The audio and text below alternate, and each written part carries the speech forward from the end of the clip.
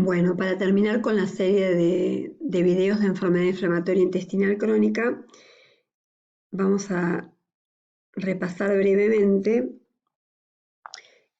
la enfermedad de Crohn, que dejamos en el video anterior, sobre repasar que es una enfermedad transmural, que hay áreas salteadas y que son muy frecuentes las fístulas, la fibrosis y la estenosis.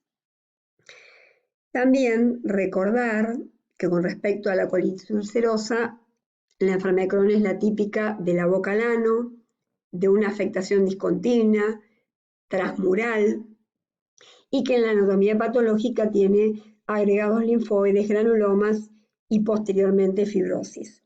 ¿Sí? También clínicamente digamos, las fístulas, los abscesos, la afectación perianal y la estenosis intestinal son muy frecuentes en la enfermedad de Crohn y no así en la colitis ulcerosa, donde, por ejemplo, los abscesos son excepcionales. Y muy infrecuente la presencia de fístulas o de estenosis. También en la enfermedad de Crohn generalmente se acompaña más de masa abdominal, de dolor, de repercusión general, y la colitis ulcerosa más de rectorragia, de diarrea. ¿Sí? De manera que son entidades diferentes que en un momento como parecen parecidas, pero son totalmente diferentes. También cuando repasamos los factores de riesgo, sabemos que dejar de fumar beneficia la colitis ulcerosa y no así el Crohn. Que hay elementos que mejoran el riesgo de Crohn o lo disminuyen, como es la actividad física, la ingesta de fibras, el consumo de omega 3, ¿sí? Mientras que la ingesta de grasa va a perjudicar el riesgo de enfermedad de Crohn. También el déficit de vitamina B2, de vitamina D, perdón. Y el estrés va a exacerbar ambas enfermedades, pero en el caso del Crohn, la obesidad va a dar más complicaciones, más actividad, más hospitalización, y a su vez el uso de antibióticos crónicamente, el uso de AINES, de anticonceptivos, va a aumentar el riesgo del Crohn. Y la apendicectomía, habíamos dicho hoy que era de dudosa evidencia científica que aumente la enfermedad de Crohn, porque, digamos, es un trabajo bastante sesgado que no dio demasiada luz con respecto a este tema. Con respecto a los métodos complementarios que son similares a los que se pueden pedir en la colitis ulcerosa, como dijimos, el laboratorio, bueno, se busca los reactantes de fase aguda. Entre los marcadores serológicos aparece con un poco más de fuerza el ASCA, el anticuerpo anti-Saccharomyces cerevisiae. Recuerden que la endoscopía debe tener generalmente, debe enhebrarse con el endoscopio la zona iliar, del hilio terminal, como para poder, a veces las biopsias en el colon son normales y en el hilio no, y que en el caso de la resonancia nuclear magnética de intestino delgado es, si es posible hacerla, mejor que la tomografía para el Crohn, ¿sí? Recordemos que en el caso de la colitis ulcerosa, el colon por enema es un muy buen método y solamente generalmente la tomografía se usa, un buen método en las primeras etapas de la colitis ulcerosa, y en las etapas más avanzadas es similar a la tomografía del colon por enema. En este caso, la resonancia de intestino delgado es mejor que la tomografía para la enfermedad de Crohn.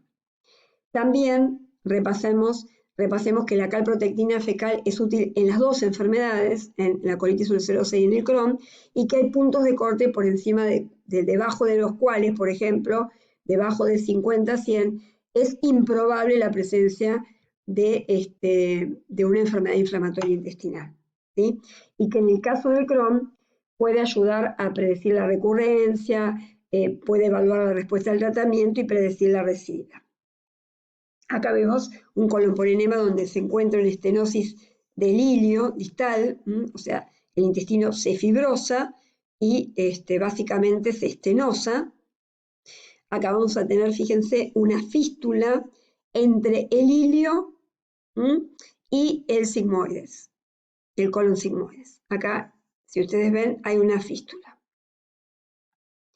Acá, bueno, van a ver imágenes endoscópicas, acá va a ver eritema parcheado, va a haber úlceras lineares en el Crohn. También hay imágenes de mucho eritema, que parecen hemorrágicas, y básicamente el patrón evolutivo, digamos, va a ser como impredecible de alguna manera porque hay Crohn que son solamente inflamatorios, que no obstruyen ni fistulizan, Crohn que son fibroestenosantes y obstruyen, y Crohn que fistulizan, que es la forma más agresiva con necesidad precoz de cirugía y rápida recurrencia. ¿Qué factores de mal pronóstico tiene la enfermedad de Crohn? El paciente menor de 40 años, el tabaquismo, el compromiso perianal o rectal, y cuando es necesario los corticoides para el manejo de la enfermedad sin poder, digamos, dejar de tomar los corticoides. Bueno, respecto al tratamiento de la enfermedad según el sitio de la misma y la actividad, cuando la enfermedad de Crohn es ileocecal, localizada pero levemente activa, se puede utilizar budesonide oral, que es el tratamiento preferido, que dijimos hoy también que el budesonide es equivalente también a la prednisona. Si la enfermedad de Crohn es ileocecal, localizada, pero moderadamente activa, se utilizan el budesonide o los corticoides sistémicos. Si son refractarios o intolerantes a corticoides, se usan las drogas antifactor de necrosis tumoral. Y si ellos son refractarios, se puede usar el vedolizumab. Si la enfermedad ileocecal es severamente activa o es colónica, se deben usar los corticoides sistémicos. Igualmente, si son refractarios intolerantes, los anti-TNF con el infliximab. Y si son refractarios esteroides o anti-TNF, se puede usar el vedolizumab.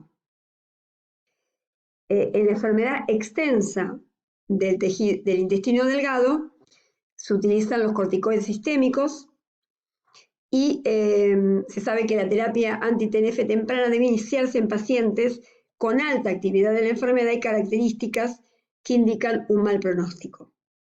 Y también, bueno, dentro también de la enfermedad digestiva está la enfermedad esofágica y la enfermedad gastroduodenal.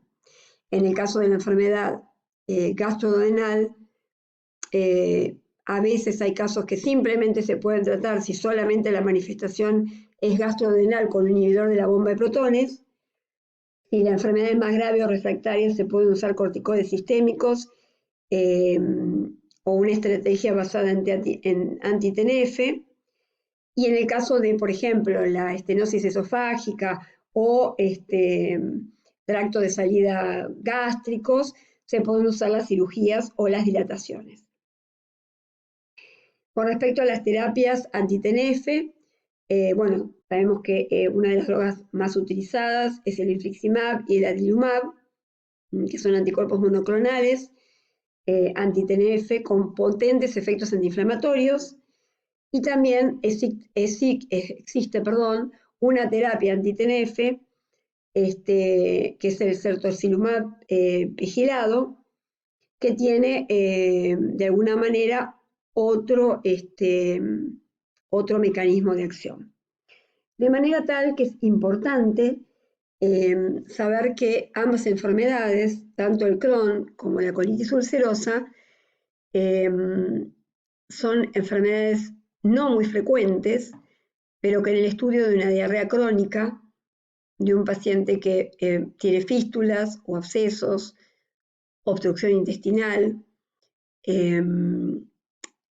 una enterorragia importante, deben ser tenidas en cuenta. Pero también debemos recordar esas manifestaciones extra digestivas, como son el eritema nodoso, las artritis, las uveitis, el hígado graso, la colangitis esclerosante, compromiso de las vías aéreas superiores e inferiores, En el caso del Crohn puede haber también serositis, infiltrados con eosinófilos a nivel pulmonar, y ambas tienen la posibilidad de generar trombosis arteriales y venosas, y básicamente la posibilidad de tromboembolismo pulmonar. Recordemos entonces que en un porcentaje que a veces puede ser menor del 20%, pueden aparecer estas manifestaciones extradigestivas y ser primarias o previas a las manifestaciones intestinales. Hay protocolos de tratamientos que van desde tratamientos tópicos hasta el tratamiento sistémico y endovenoso con corticoides o el uso de terapéuticas biológicas. Así que bueno, acá lo importante es sospechar enfermedades que son un poco más raras y descartar otras causas de diarreas, fundamentalmente infecciosas o neoplásicas, y apoyarse en el diagnóstico endoscópico, en las biopsias, y si es necesario completar con un estudio por imágenes, como puede ser la tomografía, la resonancia o en algunos casos más precoces de colitis ulcerosa, el estudio varitado.